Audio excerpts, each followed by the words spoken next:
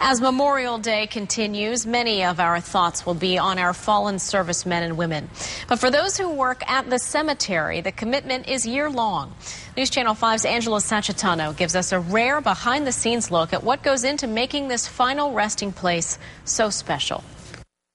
The South Florida National Cemetery has only been open for 3 years, and already more than 6,200 veterans have been laid to rest here. There's really no words that can describe the significance. Michelle Koschel is the director of the cemetery. She's a wife of a veteran and a daughter. Oftentimes, people say, how can you work at a national cemetery or just a cemetery? I feel very comforted. Almost everyone who works here is a veteran.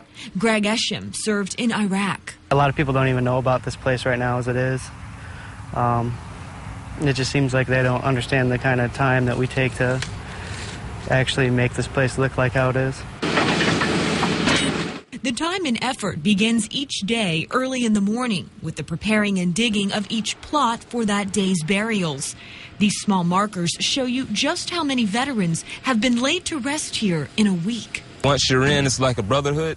And once you're in, you're in to the death. Veterans aren't just buried here, but their spouses can be too, even their minor children. Vinnie Cirillo comes here once a week to visit her husband. That's what he wanted to be. And I will be his too. Here, there is no division between rank, religion, or branch of service.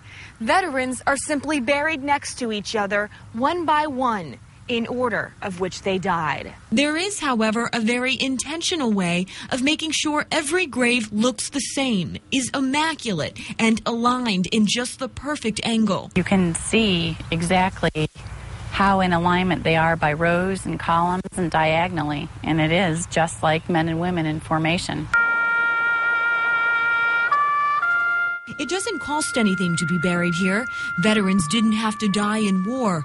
The only requirement, service and an honorable discharge. For Michelle Koschel, the responsibility is of utmost importance to her. It's not just work, it's her purpose. You still get emotional After 11 years, I do.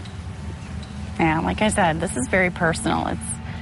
It's not something that we just come here and hurry up and rush through. And one only has to glimpse at the family members of those laid to rest here to know how significant this place is now and will always be. Angela Sacitano, WPTV News Channel 5.